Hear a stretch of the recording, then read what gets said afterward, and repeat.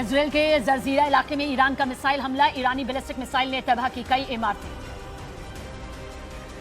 UAE से कच्चा तेल लेकर भारत रवाना हुआ जहाज, जगलाड़ की भारतीय नौसेना के फुजैरा पोर्ट से संभाली जहाज की सुरक्षा की जिम्मेदारी।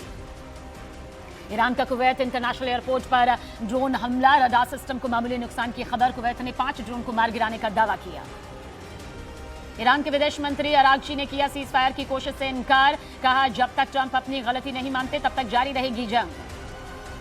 इजरायल के पीएम नेतन्याहू ने वीडियो जारी कर खुद के सुरक्षित होने का किया दावा, कहा देखिए मेरी पूरी 5 उंगलियां हैं।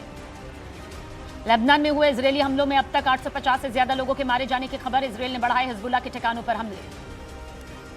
इजरायली सेना ने ईरान के खिलाफ कम से कम 3 हफ्ते और जंग चलने का दावा किया, कहा लक्ष्य हासिल होने तक जारी रहेगा ऑपरेशन। ईरान ने इजरायल पर किए मिसाइल से ताबड़तोड़ हमले, आधी रात के बाद बरसाई 8 मिसाइलें, 60 साल का एक शख्स भी जख्मी। इजरायल ने अलात शहर पर हुए ईरान के मिसाइल हमले को किया नाकाम, कई मिसाइलों को इंटरसेप्ट करने का दावा किया गया। ईरान ने जंग में पहली बार किया सेजल बैलिस्टिक मिसाइल का इस्तेमाल, अमेरिकी सैन्य ठिकानों को सेजल से निशाना बनाने का दावा। हिजबुल्लाह ने इजरायल की हथियार फैक्ट्रियों पर हमले का दावा किया। इजरायल की योदीफत मिलिट्री इंडस्ट्री पर हमले का वीडियो किया जारी।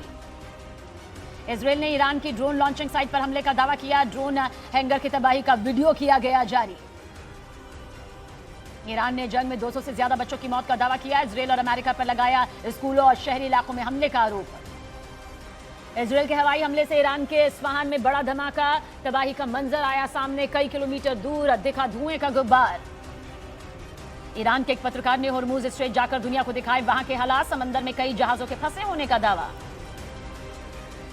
ईरान में तेल भंडारों में लगी आग के बाद कई जगह काली बारिश की खबरें, स्वास्थ्य अधिकारियों ने जताई लोगों की आंखों और फेफड़ों पर इंफेक्शन होने की आशंका। इराक में अमेरिकी सेना के एक ठिकाने पर भीषण ड्रोन हमला, ईरान समर्थक संगठन हशद अल शाबी पर लगा हमले का आरोप। इजरायल में ईरान के मिसाइल हमले से हुआ बड़ा धमाका, ईरानी मीडिया ने जारी किया वीडियो, धमाके के बाद लगी भीषण आग। इजरायल के लिए जासूसी के आरोप में रिवोल्यूशनरी गार्ड्स ने थे इसकी धरपकड़, ईरान के कई इलाकों से 20 लोगों को गिरफ्तार किया गया। ईरान के मिसाइल हमले में तेल अवीव के पास एक कस्बे में जल गई कई गाड़ियां, हमले में किसी के भी जख्मी होने की खबर नहीं। अमेरिका ने जारी की विमान हादसे में मारे गए 6 सैनिकों की तस्वीरें, हवा में एक विमान में ईंधन भरते वक्त हुआ था हादसा। इराक में ईरान समर्थक शिया विद्रोहियों के अंडरग्राउंड अड्डे का वीडियो सामने आया, अमेरिका और इजरायल के खिलाफ हमले की तैयारी करते दिखे लड़ाके। रिवोल्यूशनरी गार्ड्स ने नेतन्याहू को जिंदा न छोड़ने की धमकी दी, कहा नेतन्याहू का पीछा नहीं छोड़ेगा ईरान। ईरान के सर्वोच्च नेता मुस्तफा खामनेई को सर्जरी के लिए मॉस्को ले जाने का दावा, मुस्तफा के करीबी के मुताबिक रूसी सैन्य विमान से ले जाए गए सुप्रीम लीडर। ईरान की महिलाओं ने बंदूकों के साथ किया अमेरिका और इजरायल के खिलाफ प्रदर्शन, वायरल वीडियो में खुद को बताया जंग के लिए तैयार। और वहीं दुबई इंटरनेशनल एयरपोर्ट के पास देखिए ड्रोन से हमला हुआ है और इस ड्रोन हमले से एक फ्यूल टैंक में भीषण आग लग गई। दुबई सिविल डिफेंस की टीम आग को बुझाने में जुट गई। फिलहाल इस घटना में किसी के जख्मी होने की खबर नहीं है, लेकिन दुबई एयरपोर्ट पर लैंड होने वाली सभी फ्लाइट्स को फिलहाल दूर कर दिया गया है या फिर रोक यहां पर दिया गया है। सुरक्षा के मद्देनजर ये फैसला यहां पर लिया गया है। देखिए इससे पहले भी युद्ध के इस मैदान में दुबई को निशाना यहां पर बनाया गया है। दुबई में 7 स्टार होटल के ऊपर भी अटैक हो चुका है, दुबई एयरपोर्ट पर भी अटैक हो चुका है। हमने एक फाइनेंशियल इमारत भी दिखाई थी जिस पर यह अटैक हुआ था। और अब देखिए किस तरह से दुबई एयरपोर्ट पर कोई लैंडिंग यहां पर अभी नहीं होगी, क्योंकि जिस तरह से ये ड्रोन अटैक फिर किया गया है उसके बाद कुछ फैसले यहां पर फौरन सरकार की तरफ से लिए गए हैं। हालांकि पहले से ही दिक्कतें जरूर हो रही हैं, फ्लाइट्स की जो टिकट है वो बढ़ चुके हैं, कई ऐसी मुसीबतें हैं जो कि इस वक्त यात्रियों को खौफजदा यकीनन कर रही है। और देखिए होर्मुज के मोर्चे का जिक्र कर लेते हैं, क्योंकि होर्मुज के मोर्चे पर डोनाल्ड ट्रंप की मुश्किलें अब बढ़ती नजर आ रही हैं। स्ट्रेट ऑफ होर्मुज को लेकर ट्रंप ने नेटो और सहयोगी देशों से समर्थन मांगा था, लेकिन अब एक एक करके देश जो है वो दूरी बनाते नजर आ रहे हैं। ऑस्ट्रेलिया ने साफ कर दिया है कि वो होर्मुज में अपना नौसैनिक जहाज नहीं भेजेगा, तो वहीं जापान ने भी बयान जारी कर कहा कि वो समुद्री सुरक्षा अभियानों पर फिलहाल विचार नहीं कर रहा है। अमेरिका के लिए ये कूटनीतिक झटका यहाँ पर माना जा रहा है, क्योंकि अमेरिका कह रहा है कि होर्मुज सुरक्षित है और ऐसे में आवाजाही यहाँ से हो सकती है। ईरान ने कहा है कि एक कदम भी अगर कोई जहाज आगे बढ़ता है तो आग के गोले में तब्दील हो जाएगा। और देखिए वहीं ईरान के नए सुप्रीम लीडर को लेकर डोनाल्ड ट्रंप के दावे से उलट एक खबर यहां पर सामने आई है, जहां पर मुस्तफा खामनेई के एक करीबी के दावे के मुताबिक वो जिंदा हैं और उन्हें सीक्रेट तरीके से मॉस्को भेजा गया है, जहां उनकी सर्जरी हुई है। ईरान के इस दावे से पहले देखिए अमेरिकी राष्ट्रपति डोनाल्ड ट्रंप ने चौंकाने वाला दावा किया था। उन्होंने मुस्तफा खामनेई के स्टेटस पर सवाल उठाया, कहा कि उन्हें नहीं पता कि मुस्तफा जिंदा भी है या नहीं। अब इन दोनों दावों के बाद मुस्तफा खामनेई की मिस्ट्री और ज्यादा गहरा गई है।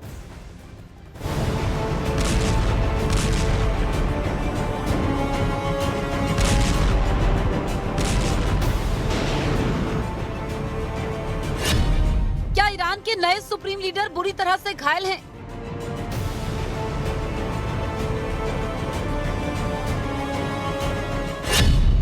क्या मुश्तबा खामेनेई जंग में मारे गए हैं?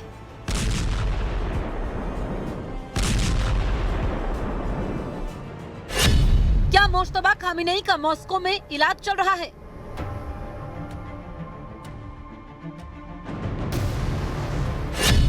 जंग के बीच ईरान के नए सुप्रीम लीडर कहां हैं?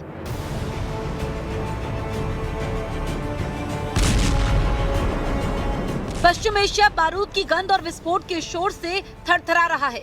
इस बीच ईरान के नए सुप्रीम लीडर मुश्तबा खामेनेई को लेकर तरह तरह की अटकलें तेज हो गई हैं।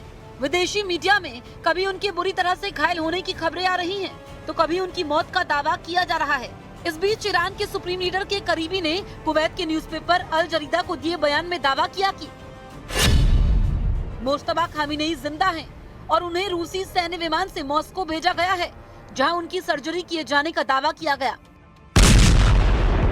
यानी ईरान के सुप्रीम लीडर के करीबी की माने तो मुश्तबा खामेनेई जिंदा हैं, मॉस्को में उनकी सर्जरी की गई है।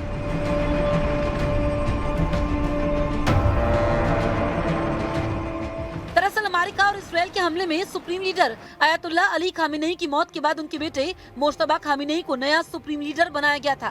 दावे के मुताबिक मुश्तबा खामेनेई की जिम्मेदारी संभालने के बाद इसराइल और अमेरिका ने फिर हमले तेज कर दिए थे।